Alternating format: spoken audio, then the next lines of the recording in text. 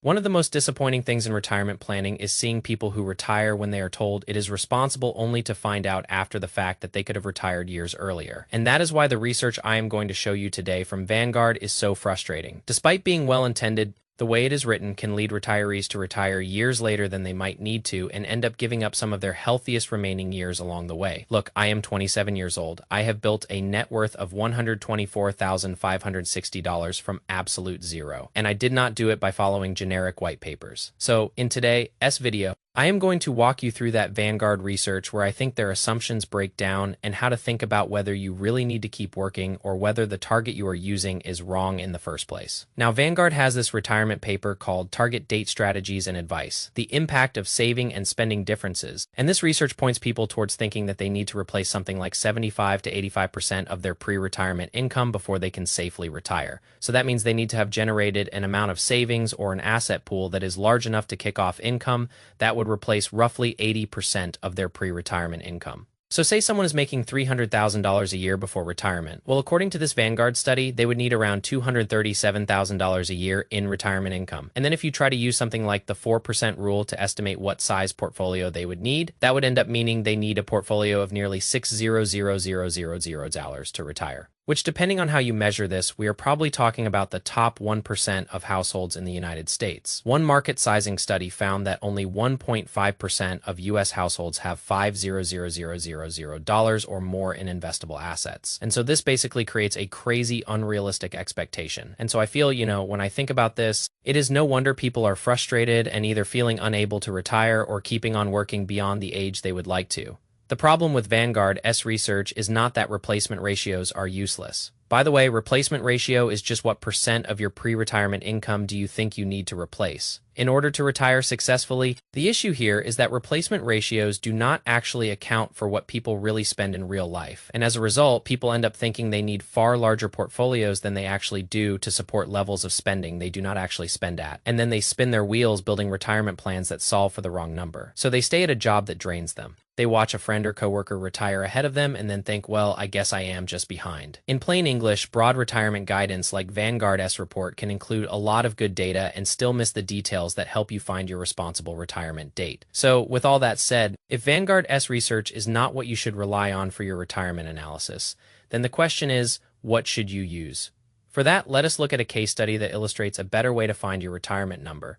And I am going to show you this in great detail. So if you would like, you can attempt to do this yourself. Let us put some numbers to this because this is where the Vanguard shortcut really starts to come apart. So let us use a 62-year-old couple before retirement. They make $300,000 per year. So like the earlier example now, at this point at 62, they have $250,000 saved. They are currently spending about $179,000 per year. Right now they have no other pensions, no other, income that would come to them. And at full retirement age, their Social Security is projected to be about $52,000 per year once both husband and wife hit full retirement age. So age 67 so far, nothing about this case is unusual, right? It is a pretty normal high-income pre-retiree household they have saved. Well, they are not reckless. They are just trying to figure out whether they can stop working. Now, if we use the Vanguard-style replacement ratio, the answer looks pretty terrible. A 79% replacement rate on $300,000 of income means we are trying to create about $237,000 per year of retirement income. Using the 4% rule is a rough shortcut. That points to a portfolio of almost $600,000. Now, they currently have $250,000. And so if that is the target, they are not just a little short, they are maybe you consider it like a lifetime away. And even if they keep saving $55,000 a year, which is what they are currently doing, and even if we assume a 7% growth rate, it will take them about 11 years to get from $25,000, where they currently are at 62, to $600,000 in portfolio size. So this 62-year-old couple here's, in effect, you can probably retire around 73. Now, this is where things stop being an academic debate about replacement ratios because the natural reaction here is, okay, well, I guess we will keep working, or I guess we need to slash and burn our lifestyle to the ground if we want to retire any earlier. And I think both of those conclusions are extremely damaging, especially because the starting number was wrong. Now, the reason the starting number was wrong here is pretty straightforward. They are not spending $237,000 a year. They are spending $179,000 a year. And even that number is not permanent because about $40,000 of that spending will end up going away 4 years from now when their youngest child finishes college, by the way. You can insert any other of these kind of trickle expenses there. It does not have to be kids' college expenses. Oftentimes people's mortgages are completed by the point they retire. There are all sorts of expenses, and the research will actually show all sorts of expenses that will drop off as you enter or get into your early part of retirement. Now, that is exactly the kind of thing, though, that a broad research paper is not going to be good at identifying. It is not going to know that part of the spending is temporary, and it is not going to know their exact Social Security amounts. It is not going to know how they would claim Social Security, like what age. It is not going to model a retirement spending smile, if you are familiar with what that is. And it is not going to ask the practical question, which is, if markets get rough, are you willing to make some modest spending adjustments? And that last part matters because let us take the other side of this case study. When I run this same case through Income Labs, which is the modern guardrails software that we use, the plan does not start with income. It starts with spending, and then it layers in the pieces that actually fund the retirement. Future Social Security, college expenses dropping off, the fact that spending does not always move in a straight line, and whether the couple is willing to make some small spending adjustments along the way if the plan were to need it. Under that spending first model, this couple is not 11 years away. They are actually 17 months away. Now, I want to be careful with that because 17 months away does not mean there is no risk in their retirement. That is not what we are trying to say. It means they meet the retire-ready criteria that we would look for, which for this case would be that they have a lower guardrail, which is above 24%. So in this case, it would be a 28% lower guardrail. Not only is their lower guardrail ticking off the box that we care about, this couple also their probability of underspending the plan, S resources is above 65%. So in this case, that means 68% of the time when we run the scenarios, they end up never touching or running out of money. And on top of that, this couple has also expressed a willingness to make a small 5% spending reduction if their portfolio ever triggers the lower guardrail. So the conclusion here is not just retire because the software says so. The conclusion is that once we use the right inputs, we have a completely different decision. The Vanguard style model would tell them to work 11 more years. This spending first model, which by the way is way more accurate because it is their actual spending, says you are close, but we may need to manage some guardrails and have some boundaries in place. And at the end of the day, what that produces is a 9.5-year difference. The reason I flag this is because those 9.5 years are not some random theoretical exercise. Those are years where someone may keep working in a job that they are either stressed out, unhealthy, they do not have good management systems or good bosses, or their company's missions are no longer aligned, or they might just be feeling some assumption that they are behind, when the real issue was that they never had the right target for what retire. A retirement target, what dollar amount they needed. And so the practical question here is if we are not going to use some generic income replacement number, what do we use instead? The way to think about this is retirement is not funded by one giant number. It is funded by a bunch of slices. Think of it like a pie.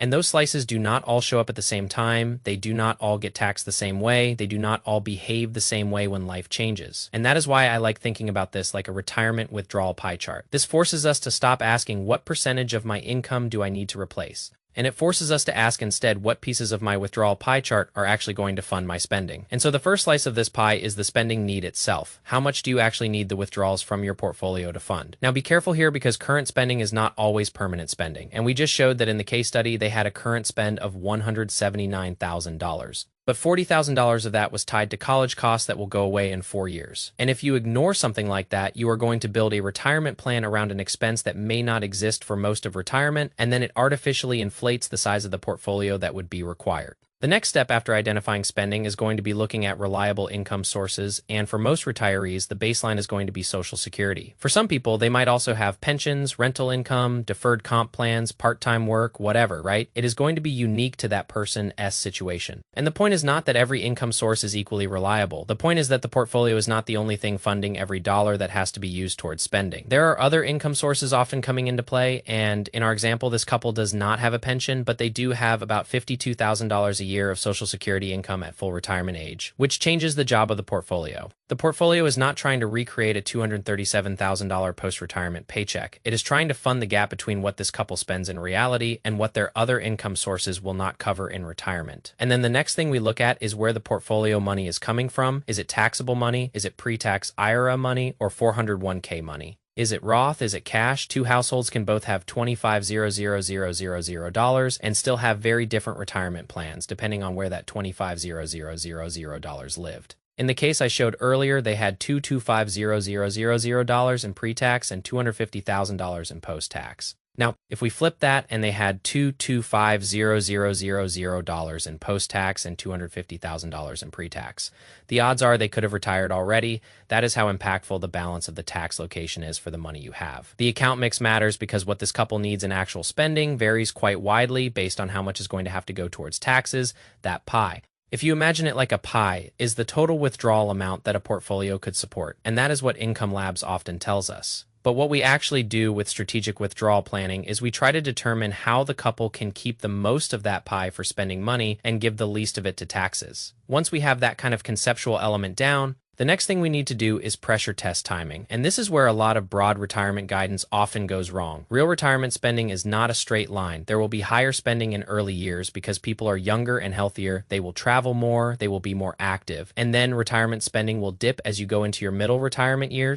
and then retirement spending will increase as you get into your later retirement years and healthcare costs mount and assisted living and things like that come into play. So in a real plan, we would want to know, are we solving for a permanent spending need or a temporary spending need or some kind of flexible spending need that is going to change on a progression, and we do not want to guess on that. The last thing we want to look at here is also flexibility, because retirement planning is not just can you run at 10 miles an hour for the rest of your retirement without ever stopping or breaking that pace. Retirement is really about knowing what types of trade-offs you are willing to do. I would want to know what trade-offs I would have to make if markets were bad early or if markets were great early in retirement. Can we raise our spending? Can we cut our spending? In the case study we showed, part of the reason that they were only 17 months away from retirement is because they were willing to make a very small, modest 5% spending reduction if the plan had hit a lower guardrail, triggered a portfolio reduction of sufficient size that they needed to actually cut spending. That matters because it gives the plan a way to respond, and it does not mean they are promising to slash their lifestyle or their spending forever. It just indicates that we have an adjustment that is defined ahead of time. So the plan is not pretending the retiree has no need to ever adapt. Now, that is a very different exercise than taking your income, multiplying it by 79%, and backing into some huge portfolio number and hoping that that works forever. At that point, we are no longer really asking, how do we recreate the paycheck? We are asking, what does this specific retirement need to fund, and can the actual resources you have support it? So my pushback here on Vanguard is not to ignore the research. It is more directly to not let broad research make household-specific retirement decisions for you. Now, before you decide you need to work another 5, 8, 10, 12, whatever number of years, make sure that the number you are actually chasing is actually built around your actual spending, your actual other income sources in retirement, your tax location, the taxes that will be factored in from your account mix, and potential future expense changes, as well as the most important variable in my opinion, which is the amount of flexibility that you are going to be willing to have in terms of making spending reductions or spending increases.